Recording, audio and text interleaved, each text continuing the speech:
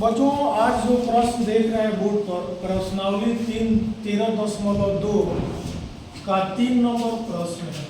यह प्रश्न कुछ इस प्रकार है, किसी समलंब चतुर्भुज की समानांतर भुजाएं 52 सेंटीमीटर और 27 सेंटीमीटर है तथा अन्य दो भुजाएं 25 सेंटीमीटर और 30 सेंटीमीटर की है। समलंब का क्षेत्रफल ज्ञात करें। इस आधार पर एक आप डायग्राम तैयार कर लेंगे, समलंब चतुर्भुज बना लेंगे ABC, जिसमें भुजाओं की लंबाई दे दी गई है। समानांतर भुजाओं की लंबाई में AB 27 दे दिया है और CD 52 दे दिया है। बाकी हमें भुजाएं जो असमानांतर है, AD है 25 सेंटीमीटर और BC 30 सेंटीमीटर। आप एक रचना के रूप में AD के समानांतर BE खींच लेंगे जो 25 सेंटीमीटर होगा और B से CE पर लंब डाल देंगे BN। अब आप क्या करेंगे, CE निकालना होगा तो पूरे CD में से आप DE घटा लेंगे, 27 घटा लेंगे 52 में से 25 सेंटीमीटर CE बच जाएगा। अब यहाँ देखेंगे इसको कैसे लिखा गया है। कहा कि माना कि एक ABCD एक समलंब चतुर्भुज है जिसमें AB is parallel to CD, यानी AB समानांतर है CD के। ये दोनों भुजाओं को समानांतर दिखा दिया गया है। AB 27 centimetre, CD 52 centimetre, AD 25 centimetre, BC 30 centimetre तथा जो रचनात्मक भुजाएं हैं जैसे BE और CE, इसके लिए BE के लिए 25 सेंटीमीटर और CE के लिए 25 सेंटीमीटर और BN इस परपेंडिकुलर माने लंब डाला गया है CE के। ये आपको दिखा दिया गया है डायग्राम में, भुजाओं को अंकित कर दिया गया है। अब आपको क्या करना है कि सबसे पहले त्रिभुज में काम करना है। BCE में तीनों भुजाएं मालूम है, विषमबाहु त्रिभुज है, लेकिन यहाँ दो भुजाएं बराबर है तो समद्विबाहु त्रिभुज भी कह सकते हैं। तीनों भुजाएं मालूम है, आपको हीरोन का सूत्र अप्लाई करना है और उस आधार पर आप त्रिभुज का क्षेत्रफल निकाल सकते हैं। यहाँ देखेंगे ABC मान लिया गया है 25 सेंटीमीटर, 25 और 30 सेंटीमीटर।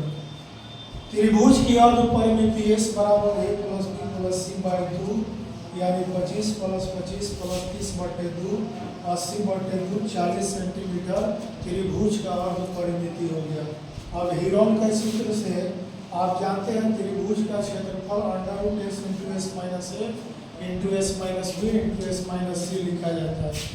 और आप साधारण त्रिभुज का क्षेत्रफल 1/2 आधार गुणे ऊंचाई दिखा देंगे और इस आधार पर इन भुजाओं को पुटअप करेंगे। अर्ध परिमिति S बराबर 40 है, 40 में से 25 घटाया गया, फिर 40 में से 25, फिर 40 में से 30 इस आधार पर। अब इसको यहाँ देखेंगे, त्रिभुज का क्षेत्रफल 1/2 आधार वहाँ CE है और लंब है BN या शीर्ष लंब है और त्रिभुज का सूत्र √S × S minus B S minus C से आप कैलकुलेट करेंगे 40 और 25 घटाएंगे तो 15, फिर 25 घटाएंगे तो 15 और 30 घटाएंगे तो 10। अब ये 1/2 CE बराबर 25, BN की लंबाई आपको मालूम करनी है 10 चौक 40, 15 × 15 और 10। 4 का वर्गमूल 2 होता है, 2 बार 10 है तो 1 निकल जाएगा, 2 बार 15 है तो 1 निकल जाएगा वर्गमूल से और इसको इसी तरह उतार लेंगे। अब शीर्ष लंब BN बराबर ये बाटा में 2 है, दाहिने तरफ जाएगा गुणा हो जाएगा और 25 गुणा में है दाहिने तरफ जाएगा तो भाग हो जाएगा।